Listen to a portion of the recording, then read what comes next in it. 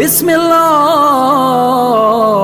الرحمن الرحیم اعوذ باللہ من الشیطان الرجیم بسم اللہ الرحمن الرحیم اللہم صلی علی محمد وآل محمد۔ مومنین کرام، آپ کو بھی سننا پڑتا ہوگا، ہمیں بھی سننا پڑتا ہے۔ بعض لوگ اعتراض کرتے ہیں کہ جی آپ لوگ شیعہ اتنی دنیا میں تھوڑے سے ہیں اور آپ کہتے ہیں کہ ہم سچے مسلمان ہیں۔ اگر آپ سچے مسلمان ہوتے تو آپ کی تعداد زیادہ ہوتی۔ تو ان کو کہتا چلوں کہ تعداد کے اوپر سچائی ڈیپینڈ نہیں کرتی، کہ تعداد زیادہ ہے تو اس کا مطلب یہ ہے کہ یہی سچے ہیں، یہ بات درست نہیں ہے۔ رسول کریم صلی اللہ علیہ وآلہ وسلم نے کم تعداد کے ساتھ جنگیں لڑی ہیں اور کامیاب ہوئے ہیں، اور اس کے علاوہ بھی ہمیشہ معیار ایمان کو دیا جاتا ہے، تعداد کو نہیں۔ اور ہم کسی کو یہاں کسی کی دل شکنی نہیں کر رہے کہ آپ لوگ غلط ہیں، فلاں ہیں فلاں ہیں۔ ہم یہی بس کہنا چاہتے ہیں کہ شیعہ کو بلا وجہ ٹارگٹ کرنا اور ان پر تنقید کرنا بغیر کسی وجہ کے، آپ علمی میدان میں آ سکتے ہیں تو ہم حاضر ہیں۔ یہ شیعہ کم ہے اس وجہ سے یہ جو ہے نا سچے نہیں ہیں، پہلے تھے ہی نہیں شیعہ، یہ اب پیدا ہو گئے۔ تو شیعت رسول کریم صلی اللہ علیہ وآلہ وسلم کے دور سے تھی۔ کیسے تھی؟ یا علی انت و شیعتک هم الفائزون، رسول کریم کی حدیث۔ تاہم تفصیلات میں جانے سے قبل آپ سے گزارش ہے کہ ہمارے چینل سبسکرائب کر لیں اور ساتھ میں بیل کے آئیکن کو کلک کر لیں تاکہ ہماری تازہ ترین ویڈیوز آپ تک بوقت پہنچتی رہیں۔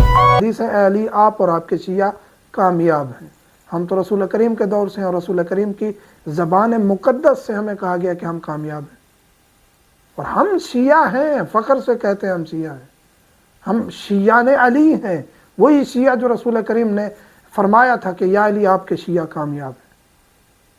اور اس کے بعد پھر احادیث اور روایات میں مسلسل ہمیں شیعہ علی، شیعہ اہل بیت کے لقب سے یاد کیا گیا۔ ہم کم کیوں ہیں؟ اس وجہ سے کم ہیں کہ مولا امیر کائنات کے ساتھ کیا ہوا، اور ان کو اگر ظاہری خلافت ملی تو ان کے اوپر جنگیں مسلط کی گئیں، ان کو قتل کروایا گیا۔ ان کی زوجہ کے ساتھ کیا ہوا، مولا حسن کے ساتھ کیا ہوا، جو معاہدہ کیا گیا اس کو پامال کیا گیا۔ مولا کے ساتھ 20 جانثار ساتھی نہیں بچے، ان کو خرید لیا گیا۔ یہ تمام چیزیں یعنی شیعت کو اسی ٹائم سے ختم کرنا شروع کر دیا گیا تھا، اور پھر وہاں واضح کر دیا گیا کہ اگر شیعہ علی کہیں بھی مل جائے اسے قتل کر دو۔ شام میں، کوفہ میں، ہر جگہ قتل و غارت عام ہو گئی، زندہ درگور کروایا گیا، سخت سے سخت سزائیں دی گئیں، جوڑوں کو کاٹا گیا، جسم کو کاٹا گیا۔ شیعوں کے ساتھ وہ ظلم ہے، تاریخ اٹھا کے دیکھیں کہ کیا ہوا ہے۔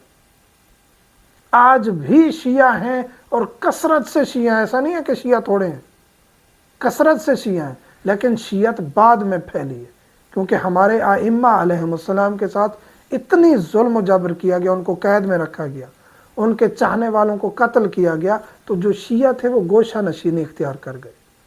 اس وجہ سے جو داخلی تربیت تھی شیعوں کی وہ ہوتی رہی، پھر آہستہ آہستہ یہ پروان چڑھتی ہے۔ تعلیمات آل محمد بھی علماء کی محنتوں سے ہم تک پہنچتے آئے۔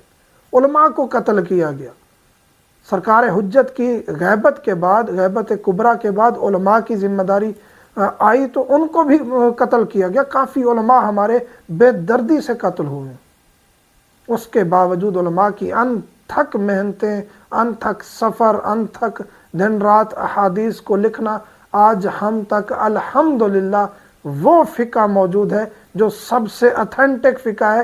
یہ جامعۃ الازہر یونیورسٹی کے علماء بھی کہہ چکے ہیں کہ ہمارے پاس وہ فقہ ہے جو ہم نے اہل بیت سے لیا ہے، کسی ان کے شاگردوں سے نہیں لیا۔ اور یہ امام بخاری ہوں یا یہ صحائح ستہ جو لکھی گئی ہیں، یہ خود اہل بیت کے شاگردوں کے شاگرد تھے، یہ نہیں ہے کہ ڈائریکٹ رسول سے احادیث لی گئی اور صحیح بخاری مسلم میں لکھی گئی۔ یہ ہماری تنقید نہیں ہوتی کہ ہم کسی کو غلط کہہ رہے ہیں اور کسی کی توہین کریں، حقائق ہیں، اس میں آپ ڈیپلی جا کے سرچ کریں۔ تو شیعہ پھر جب موقع ملتا شیعت کو، پھر وہ پروان چڑھنا شروع ہو جاتی۔ امام جعفر صادق علیہ السلام کے دور میں عباسی اور اموی آپس میں لڑے، ان کے درمیان تنازعات تھے، ان کی توجہ اہل بیت سے ہٹ گئی، شیعت پھیلنا شروع ہو گئی۔ اور پھر ایسا تو نہیں ہے کہ ہر شیعہ کو قتل کر دیا جاتا، گوشہ نشینی میں چلے جانے والے شیعہ پھر دین کی تبلیغ میں جاری رہتے، تربیت میں جاری رہتے۔ وہ جو ایک ایک دانہ بچتا تھا تسبیح جیسے ٹوٹتی ہے اور دانے بکھرتے ہیں، وہی ایک ایک دانہ پھر اتنا پروان چڑھتا گیا کہ آج شیعت الحمدللہ پوری دنیا میں پھیلی ہوئی ہے۔ اور آج کا لیٹسٹ زمانہ ایسا ہے کہ جس میں تحقیق اتنی آسان ہو گئی ہے کہ شیعت کثرت کے ساتھ پھیل رہی ہے، کثرت کے ساتھ تحقیق کر رہے ہیں، شیعہ بڑھ رہے ہیں۔ اور یہ میں ایسے نہیں کہہ رہا، الحمدللہ ڈیلی بیس پر مجھے جو میسج اور کالز آتی ہیں، جو مومنین سوال پوچھتے ہیں اور کالز کرتے ہیں، ان میں یقیناً ڈیلی ایک ایسا بندہ ہوتا ہے جو کہتا ہے میں کنورٹیڈ ہوں، میں شیعہ ہو چکا ہوں۔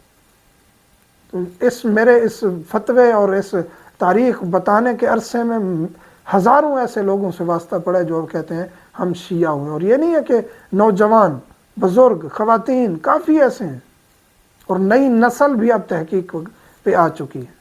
یہ نہیں ہے کہ ہم سنی برادران کی توہین کر رہے ہیں، ہر کسی کے لیے تحقیق کا دروازہ کھلا ہوا ہے۔ اہل بیت سے محبت ہے تو آپ جو بھی ہیں، اہل بیت سے مودت ہے تو پھر آپ محبان اہل بیت ہیں، شیعان حیدر کرار ہے۔ تو شیعہ آج الحمدللہ پوری دنیا میں ہے، اور پاکستان میں شیعت بہت ہے، انڈیا میں شیعت بہت ہے، ایران میں شیعت ہے کثرت سے، عراق میں شیعت ہے کثرت سے، بحرین میں شیعت ہے کثرت سے، سعودی عرب میں شیعت ہے کثرت سے۔ اور ان کا سعودی عرب کے شیعوں کا وہی حال ہے جو ائمہ کے دور میں تھا کہ گوشہ نشینی میں ہے لیکن مضبوط شیعہ ہے۔